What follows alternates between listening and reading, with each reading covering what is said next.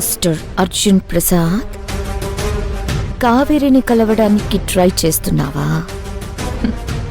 చెయ్యి. నేనేం చెయ్యాలో చేస్తానుగా.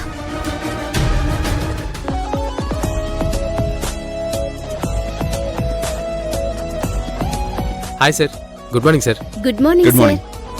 చాలా బాగా అరేంజ్ చేశారు. ఇదంతా చేసింది మన అమూల్యనే సార్. ఈ క్రెడిట్ మొత్తం ఈఎంఐదే సార్. వావ్, గ్రేట్ అమూల్య. నేను ఎలా అయితే కావాలని చెప్పానో అలాగే చేసావు.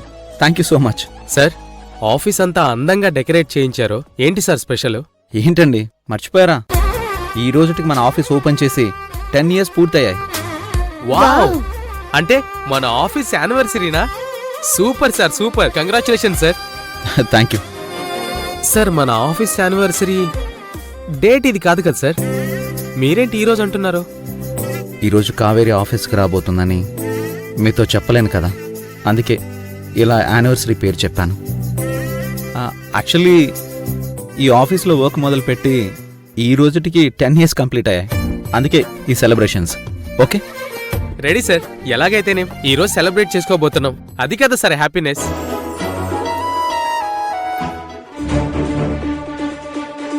యానివర్సరీ లేదు, యానిమల్ తోక లేదు.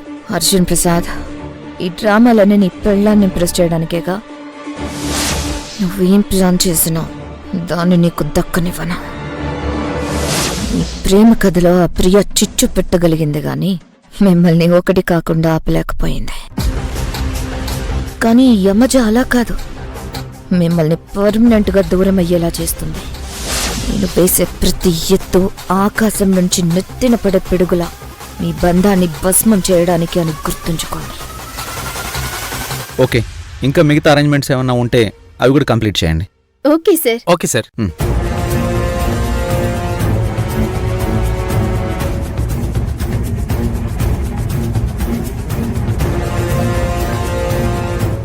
Hello sir, good morning. Hey Yamaja, good morning. మీరు అడిగిన సత్యనారాయణ స్వామి వ్రతం ఫొటోస్ పంపించాను, చూసారా? యా చూసాను యమజ, చాలా బాగున్నాయి. Nice photography. సార్, మేడము మీరు దంపతులుగా వ్రతంలో కూర్చున్నప్పుడు మిమ్మల్ని చూస్తుంటే ఆది దంపతుల్లా అనిపించారు. మీ జంట ఎంతో చూడముచ్చటగా అనిపించింది. సో కొత్తగా మొదలైన మీ జీవితం ఎప్పటికీ సంతోషంగా ఉండాలని కోరుకుంటున్నాను sir. Thank you so much యమజ.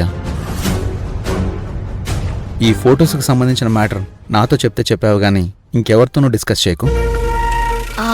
Sure sir, తప్పకుండా. మీరు చెప్పారు కదా, ఇంక నేను ఎవరితోనూ చెప్పను. Thank you.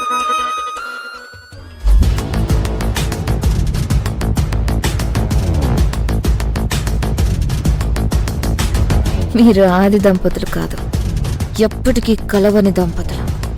ప్రేమ ఎడారిలో ఎప్పటికీ మీ దాహం తీరక జీవోత్సవాల్లా మిగిలిపోయే వెర్రి అమాయకులు.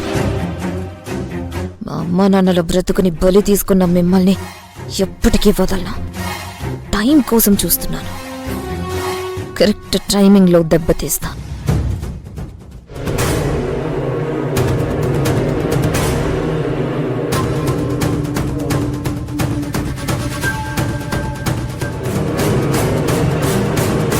ఇప్పుడు నేను అర్జున్ బాబు ఆఫీస్ కాడికి పోతే అక్కడ నన్ను ఎవరైనా గుర్తుపడితే వాళ్ళతోని నేనేం చెప్పాలి?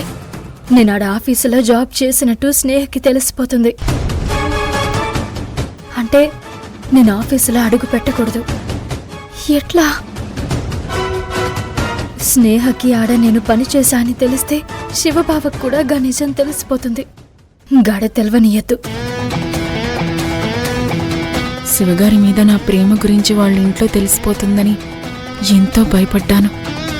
గుండాగినంత పనైంది. ఇప్పటికైతే బయటపడ్డాను. అయినా డ్రాయింగ్ బుక్ ఇంకా వాళ్ళింట్లోనే ఉంది. ఏ క్షణమైనా ఆ బుక్ గాని బయటపడిందంటే తర్వాత అది చాలా అసహ్యంగా ఉంటుంది.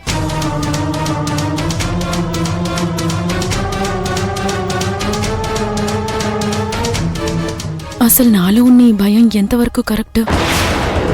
కావేరితో గంగ మాట్లాడిన మాటల్లో నిజం ఎంతుంది? నిజంగా కావేరి మనసులో అర్జున్ గారు ఏమైనా ఉన్నారా? ఎందుకైనా మంచిది, ఒకసారి నేను తెలుసుకుంటే బెటర్ కదా. కావేరి, ఇప్పుడు నేను పనిచేయడానికి వెళ్తున్న కంపెనీ చాలా మంచి కంపెనీ కదా? అవును, చాలా చాలా మంచి కంపెనీ. అర్జున్ బాబు కూడా చాలా మంచివారనుకుంటా. నిజంగా ఆయన చాలా గొప్ప మనసున్న మనిషి అయి ఉంటారు.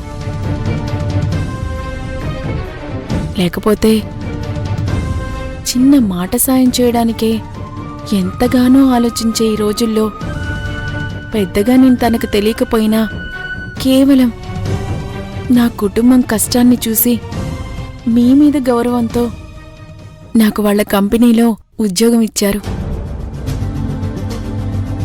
అయినా అంత ఈజీగా ఎవరిని ఎవరు ఎందుకు నమ్ముతారు? అందులోనూ నాలాంటి ఒక అమ్మాయికి మంచి భవిష్యత్తును చూపించాలని కనీసం ఆలోచించగలరా? అర్జున్ గారు క్షణంలో అలాంటి నిర్ణయం తీసుకున్నారు అంటే ఖచ్చితంగా ఆయన మనసు కూడా ఎంతో గొప్పదని నాకు అనిపించింది. ఏం కావేరి, నాలాగా నీకెప్పుడైనా అనిపించిందా? అనిపించే ఉంటుందిలే. అర్జున్ గారు నీకు కూడా సాయం చేశారు కదా. చేసిన సాయాన్ని నువ్వు కూడా ఏం మర్చిపోయి ఉండవులే.